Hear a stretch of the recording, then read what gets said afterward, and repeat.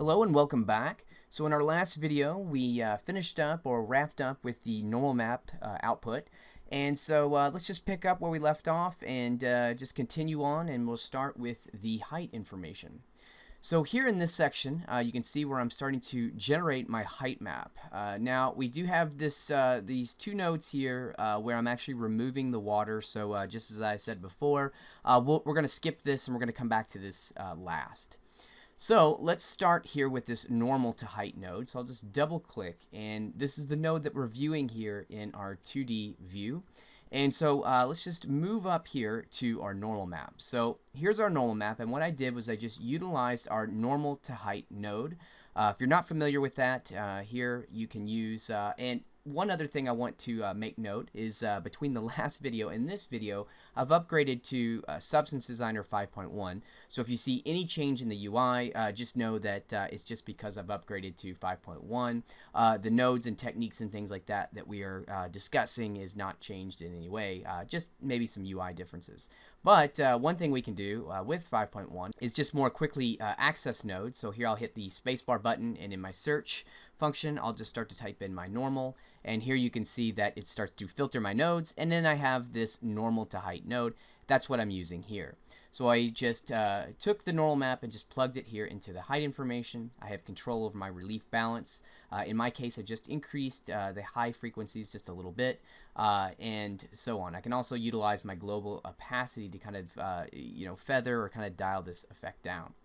And so here in this case, you can see where I'm taking this normal to height node, and I'm actually doing a subtraction here with this remove water. Now, like I said, we're going to come back and cover this more in depth here in a bit. So for now, let's just kind of skip this, and let's see where else I'm kind of going with this. So here, again, this height is kind of piping in through here. So this node, again, has some operation to it. So in this case, all I've done here is just added the pebbles here to my height map. And as you can see, it just kind of branches out into a couple different areas, and this height map is actually going to control quite a few things. So first, you can see if we come over to here, it's just just plain and simple my height output. So we have that. But it's also driving a few things here. It's driving my roughness, and it's also driving some effects here in my base color, as well as this kind of dirt section here. So before we get into this dirt and my base color, let's talk about our roughness. Because like I said, my workflow for this is to kind of generate up, kind of the surface attributes itself before I get into color. So, we've talked about how we've generated the shapes and patterns, how we've created our normal. Now we're discussing our height information. Again, notice that we're taking our normal and our height information, and we're using that information to derive our roughness. So here we have the roughness, and first thing I did was I took this roughness map that you see, and I just simply inverted it because we just need to get the inverse of this kind of data. So again, roughness, white is going to be rough and black is going to be smooth. So we needed to invert this. Notice that this invert operation, what it's done, so my cracks and kind of the water area for now, you can see that it's all very white. And this means that kind of like these, the cracked in areas and areas that are kind of have are denting inwards or protruding inwards into my surface of my rocks are going to be the areas that are going to be rough or going to have occlusion to them, in a sense that, it's dirt, moss, things like that are going to collect in those areas. And so then what I'm doing here is I have a blend. Notice again I'm doing a max lighten, so I'm using a max lighten operation here to blend in some grayscale information. And so this is what we get. Now here I'm blending in some dirt. Let's just move over here to this section, and here I've got just this dirt. Now what I'm using is one of our mass generators to create some dirt. This mass generator is driven by my AO and curvature. So we're going to come back to this in a bit, but I just wanted to show you that, again, this is just a substance generator effect that I'm then taking that output and I'm utilizing a max lighten blending mode to put this here to my roughness. So here we have our rough being first extrapolated from my height map. We have some dirt that's being applied over top of that. Next, in order to kind of really, I guess the right word is to balance out this roughness information, is I have a levels. Now this levels, you can see that here, and hopefully it's it's clear in the video. It's kind of hard to see. I have my histogram here, and then here in my outputs, I have my black output. You can see that I've just pulled this value up. And what that's doing is it's just lifting the dark values. And so here's the difference that we get. So here you can see that, we have probably a bit too contrast. Notice again these black areas. Now again, because I actually derived this from my height, these really dark areas are going to be areas on the rock that are kind of plateaued like this. So the high points of my rock areas. And here you can see it's just too contrasty. This is too black, and it's just basically saying it's very, very smooth. So what I did was I just ran the levels and just took that output black to take all the dark values and just kind of lift them to a lighter value to get something more like this. Now in this section here, the next node is where I'm starting to take into consideration the water, and the water is going to be more smooth than the rough rock. And again, we're going back to this water mask, and as I keep saying, we're going to come back and cover this in depth, and we will. So for now, just know that, well, I have a mask that I've generated that's basically all the kind of water areas, and then I'm just plugging this here into my opacity input, and so I'm blending my roughness with this just kind of default gray value. So this gray value that we're utilizing, this is going to represent the smoothness of our water. So this darker value is going to give us a much more specular result here on our water, as you can see here. Now we're taking this, and again we're just blending it back over top of our roughness, and it's being blended here via this opacity channel, again going back to that water mask. And so here is going to end up becoming the final roughness map that we're using here for this rocky material. So one thing that I want to point out about this node here is that we're using this here as just a constant value. And the node itself, when I created it, you can notice here that the resolution is 2048 by 2048. So if I select the node and I go to its base parameters, you can see that by default it's set to parent times 1, and so it's just going to inherit the resolution from the parent. So let me just come over to a blank area on my graph, and I'll just double click, and this kind of gets me to the root base parameter. So this is my graph, and you can see that my output size is set to absolute. So if I click this button, you can see that we have absolute with a resolution of 2048 by 2048. And again, that resolution is being inherited by this node. Now, since this node is just a single value, this single grayscale value, this map size is just way too large. This is not optimized at all. And so what we're going to want to do is set this to where we're just utilizing this constant value in a more optimized way. So even if we were to set our graph to relative to parent, we take this into another host application, and let's just say that host application even brings the resolution down to, like, say something like 512. That's still a large file size for just this simple constant value. So what we're going to do in this case is we're going to select the node, and instead of keeping this at parent, we're going to switch this to absolute, and I'm going to switch the size all the way down to 16 by 16. And the reason I'm choosing 16 by 16 is because this is the lowest pixel value that the GPU engine, that's the Substance GPU engine, will support. And so by using 16 by 16, we're basically just choosing the lowest common denominator for the Substance engine. So now we've set this up, and in this particular case here, everything's fine. So notice here that we've got this value. It's 16 by 16, so this node is very small for this constant value. When it gets composited here into this node, in our case, it looks fine. It's going to work. And it's getting, basically rezzed back up to 2048 by 2048. We're not losing any detail again because, yeah, this is just a constant value. It doesn't, there's nothing to actually, lose resolution-wise. And again, everything is just kind of working. But I want to just bring your attention to where things can go wrong for us in this case. So if I were to just add another blend node, and notice that this uniform color is plugged into the foreground, and so that results in us getting the resolution basically inherited from the input. So if we select the node itself, the blend node, here let's just use our empty blend node. We'll select this guy. Notice that the node here is set to input. So it's going to take its resolution from the input. Well, we have two inputs here. The resolution on a blend node is actually inherited from the background. So not the foreground, but the background. Now, our background is coming in at 2048 by 2048. So here you can see that this is fine. Now, if we were to take this same node and plug this guy into the background, you can see where it's going to change things up. And so even now, if I were to take this levels and plug this into the foreground, this node here is still going to be rendered as 16 by 16. So in this case, you could see where this would cause a major issue. Now, if you ever are in the case where the background is where this uniform color it needs to be plugged in, all you need to do is just select the node, come over here, and just switch this to relative to parent. And so that will put things back where they need to be resolution-wise. So just be aware of how the blend node is going to take that input resolution from the background and not the foreground. So we'll just delete that node. We don't need it. And here we've discussed what we have here with our roughness map, and then finally this output here. This is just becomes the final output for our roughness. Okay, so now we're going to move on to creating our base color, and I'm going to concentrate in this area that I have blocked out here that I'm calling the base rock. So this is going to be a couple noises that I'm going to modulate with warps in order to kind of vary the surface color. So let's take a look at this. So first I have this fractal sum base. This is a really good noise. I use this often. It's got a lot of nice little intricate detail. And we also have some controls here in the instance parameter that we can work with. The second noise I have is this black and white spots 1. So we have these two noises and we want to combine them together.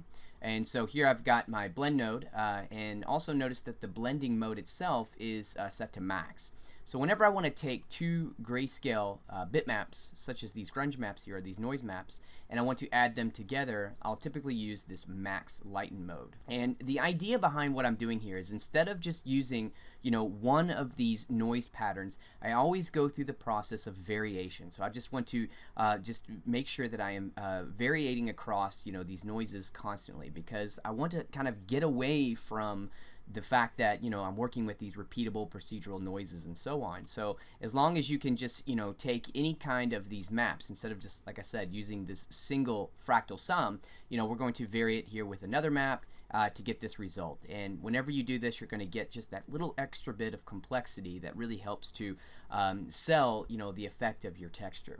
And so that's what this is, that's what I'm doing here. And so now that I have, you know, kind of this this texture here, again, a combination of two other noises, I want to start to kind of warp this based on the cracks pattern that I've been working with. And so to do that, I'm just going to utilize the warp node itself. So the warp node can be found on the operational node, so spacebar, and here we have warp. And so now I've added this warp in. It takes an input. Our input in this case is just going to be our noise texture. And so the second input is going to be this gradient. And here is what I'm actually using. So this is a blur of my cracks. So let's take a look at the cracks here. So I'm just going to move here through my, just kind of pan through my graph node. I started with the cracked lines, and then I used slope blur to create kind of these chipped away areas of the cracks. And so this is what we're going to use. So again, we just bring this guy up. So here I'm just using the blur from the operational nodes here, which is a bit less expensive to compute here in the graph. And so we're feeding this here into our warp, and I have the intensity pulled up to 1. So if I just zoom into this image, you can see the kind of pattern that we're getting. We're getting a lot of this just kind of intricate pattern across here as we're warping that noise based on kind of that blurred cracks pattern. And so just as we always do, we want to take this and just vary it again. So in this case, I just added another warp and then just warped this warp by, well, another warp, and this time the gradient input was just going to be the noise itself. So here is what we get this time. And so now you can see the difference in this pattern. So here is this pattern, and then now once we've warped it back over itself here, you can see that we start to get more of this kind of really nice intricate detail here that gives us some kind of rock-like variation for this color map. And so now that we have this, I'm now going to then go ahead and just blend this back over top of the original noise with a multiply here, just to kind of darken the values. And then you can see that I've kind of dropped this back with a little bit of opacity here. And so this becomes kind of the base gradient that we're going to use. And now what we're going to do with this is we're going to colorize this with a gradient map. So the gradient map is really useful for this. So gradient map is on the operational nodes. Hit the space bar, and then here we have our gradient map. And so whenever you have a grayscale map like this, you can actually use the gradient map to plot keys to remap the values coming in from this grayscale image. So if we kind of look at this, now that we've kind of remapped this to kind of like more stone type colors, so we have some light grays, a little bit kind of a bluish hue here as we go across. And so I'm using some of these keys here again to colorize the values that are coming into this input. And so this becomes here my base stone texture. Now there's another way that you can do this that could provide even more realistic results. So I just want to share that with you here. So in my resources, I have this stone background. So this is just an image that I downloaded online. So let's just double click and take a look at this guy. And so let's try to ignore like most of the detail here. So like moss and some of the actual displacement here in this image. And what I'm trying to just think about is just in terms of just some of the variation here within this rock. And if we just kind of look, here at the hues that we're getting and some of the different pattern variation, this is what we're trying to do with this image here. And so let's just take this stone gradient, and I'm just going to bring it here into my graph for this demonstration. And now let's just grab the actual gradient map itself, and we're going to go ahead and make this connection here. And so here's our gradient before we actually plot any of the keys. Now what I'm going to do is I'm going to double click this image here again, and I'm just going to pan around in the image until I find kind of like an area that's kind of matching the hue tones that I want to work with. Let's just try something like, let's just go with maybe something like in this area here. And so now I'm just going to single click the gradient so I can get back to the parameters, and I'm going to press the gradient editor button. And so here is the editor that I'm going to use to start to plot these keys. But there's a really interesting tool here that we have with this, and that's called the pick gradient. So what I could do is just use a drawing collector here, is what we call it, to basically collect a bunch of values, and it's going to automatically plot these keys. So let's do that. Let's do the pick gradient, and then you can see I can start to just sample images here, value. And then what I'm going to do is just left click and just drag. And when I do that, you can see that it automatically plots the keys for me, and I get some really nice, more natural and organic variation to this. So now let's just close this out and take a look at the gradient that we've created. So here you can see the stone texture and how this looks. So here's what I was kind of trying to go for. It's more, I guess, monotone in a sense. And then here's a version that I pulled just from using or sampling an actual bitmap. So this allows us to, use more of a real-world example like this bitmap without having to actually embed the bitmap into our Substance. We're keeping this completely procedural, yet we're also kind of sampling from the real world, so you kind of get the best of both worlds there. So in this case, I'm just going to delete this guy. I actually didn't need to import that here into the graph. I could have just, double-clicked it from here and then selected and then did my gradient pick this way, and then just sampled a few of the values here. As you can see, it works like this as well. So here we have the new value that I've created. So here I just want to show you one more variation of this technique. So what I've done is I've taken the bitmap and I've ran it through a grayscale conversion. So here this can be found on our operational node, so grayscale conversion node. And you can actually weight the channels. So here I can make changes to the weighting of the RG and B channels. And then I'm using this as the input to the gradient map. So once I have that, I just went back to the color version and then just sampled the keys from the color version. And so this is what we get here. So with this technique, we're actually now using a bitmap here in our Substance, but it could come in handy at some point. We can get some really nice organic distribution here for these color values. The way that I've sampled and then changed the weighting, so here you can see that just by changing the weighting we can get different values and so on with this map. So the idea with this is that you can get this organic look from these values, but also it's a way if you want to start creating kind of like a base albedo texture. So if we look at this texture here, there may be too much variation. There's a lot of kind of these dark areas and things like that. And so if we want to just kind of really flatten these colors and just start to kind of build up our own kind of albedo, but we want to do that from a texture input. Using this technique here of converting to grayscale and then sampling the values back from the color file, you can see that we get some of those nice details here into the image, but we get this more flat tonality to the values. So just something to think about, can come in handy at some point. So now that we have this gradient, the next thing I did was, again, just started to vary up the process. So here I just ran it through a hue saturation. Here I just dropped the lightness quite a bit. And so what I'm doing here is just going in, I'm going to blend this version, this kind of darker version here, with this lighter version, and I'm blending it based off a moisture noise that you see here. And so what I'm doing here is I use the hue saturation and lightness node here, and I drop the lightness down, and I'm just trying to just target, basically. I'm using this kind of like a masking tool, and I'm just kind of targeting some of the brighter values in this image. And so now when I actually switch this here into this blending mode, so the hue saturation's in the foreground, my base here is in the background, and then for the blending mode I'm using this add linear dodge. And so you can see these highlighted areas. These are kind of the highlighted white areas that I was trying to target using this lightness function here. And so this is the result that we kind of get from this. Now what I did here was I just grabbed a grunge map that we ship with Painter, or excuse me, with Designer here in Library. So it's moisture noise. Just ran it through the levels to kind of clamp it into some areas. And then here we're just feeding that in as the opacity here. So we can now blend with this guy. And so once again, we're going back to the game of variation. And what we're going to do this time is just go and add some kind of speckled white dots to this. So here I have this dirt noise. If we just kind of zoom in on this, you can see, you know, kind of the speckled pattern this is. I ran a histogram scan on this to, you know, basically clamp the values.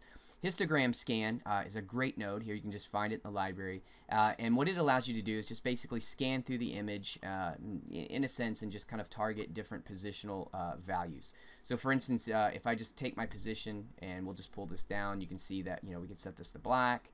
But as we start to just kind of move our position here through this, or basically scanning through the histogram, we can see, you know, that we're starting to, you know, populate this with more kind of these white speckled areas here. So let's just pull this down maybe around, you know, a setting such as this. I can also increase the contrast, and that's what I wanted to do here, because here you can see that we've got a lot of kind of, you know, transitional kind of grayscale areas, and I didn't really want that. I wanted to make this pretty, you know, a pretty contrasty result. And so again, just doing the same thing, I have the opacity here. This is going to become like an opacity mask. We put this here into the opacity input, and then I took, you know, the previous operation and just, you know, and blending it over top of itself using an add linear dodge. Now, something else that's really interesting about this, and this is with Substance Designer 5.1, I believe, is that we give the option now to take this opacity, and we can actually drive the opacity. So whenever we're doing like a blend, such as a foreground and a background, we now have the ability to use the opacity as well. Actually, let me take that back. That was part of Substance Designer 5. So if we look at this by default, this is kind of what we would get here. So in previous versions, we would have had to have maybe processed this with the levels to kind of drop this value down. But now, you know, we can just plug it in the opacity and just kind of feather it back here, just using the opacity, even though I'm using a blending mode here. So what this is doing for me is just giving me kind of like these white kind of speckled areas here on this. And so now this is the result that I get. So if we look at this, I'm calling this the base rock. You start simple, you start with a small idea, and then you just start to kind of build on top of it as we go.